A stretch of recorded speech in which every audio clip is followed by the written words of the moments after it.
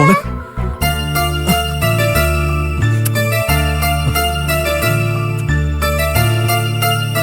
ഈ കുഞ്ഞിനെങ്കിലും നിങ്ങൾക്ക് രണ്ടുപേർക്കും ഓർത്തൂടെ?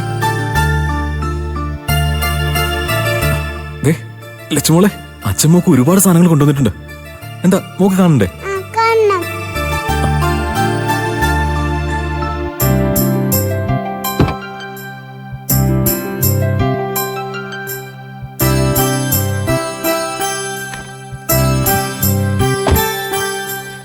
ആഹാ, ഇതെല്ലാം മോക്കുള്ളതാ. ആ കണ്ടില്ലേ? ഇത് മുഴുവൻ മോള് കഴിക്കണം കേട്ടോ. കഴിച്ചോ.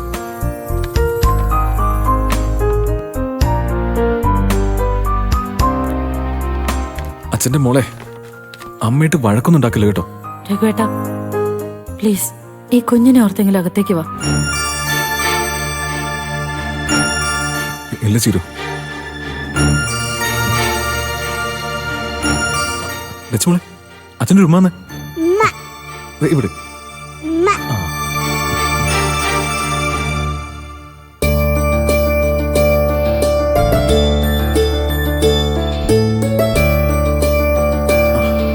അച്ഛൻ്റെ മോള് മിടിക്കേട്ടിരിക്കണം കേട്ടോ.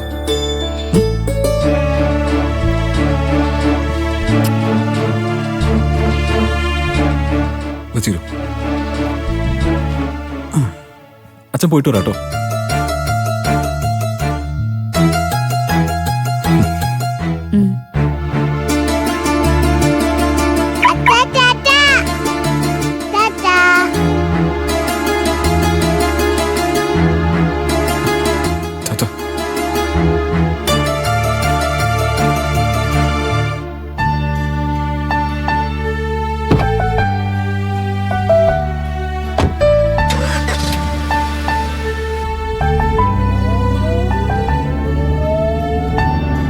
മോള് വിഷമിക്കണ്ട കേട്ടോ, അച്ഛൻ വേഗം വരും. ബാ.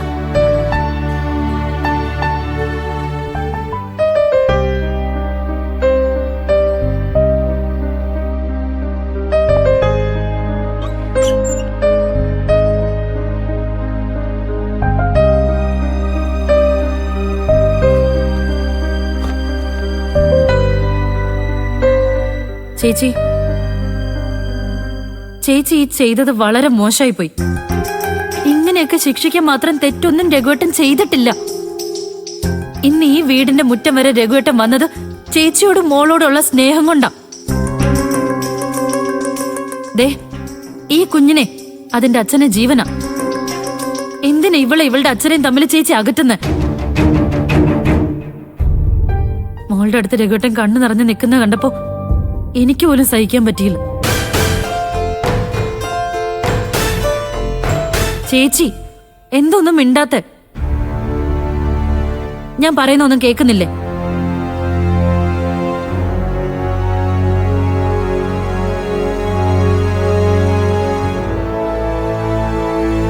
ചേച്ചി,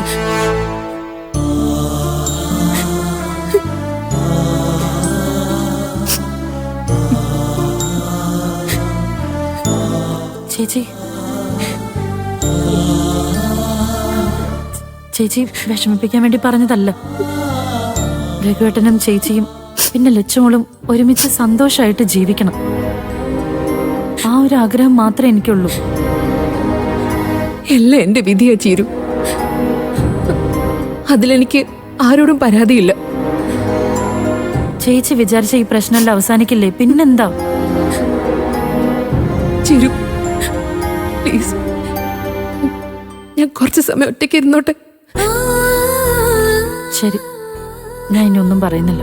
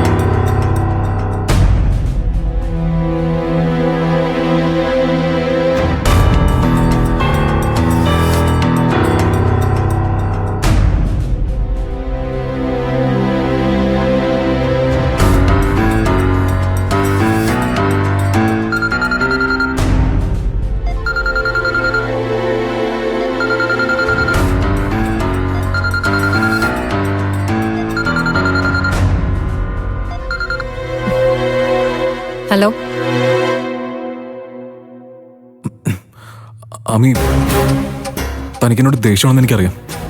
എന്തിന്? രഘുവേട്ടൻ അത് വെറുതെ തോന്നുക.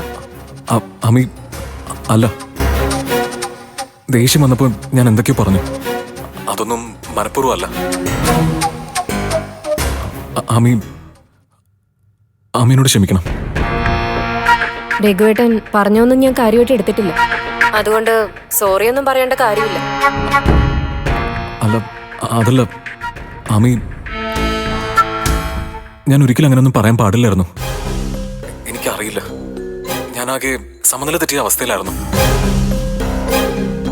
ആ സമയത്ത് ആമിയുടെ ഭാഗത്തുനിന്ന് കൂടി എന്നെ അകറ്റി നിർത്തിയ പെരുമാറ്റം കൂടി ആയപ്പോ എനിക്കാകെ വട്ടായിപ്പോയി. ആമി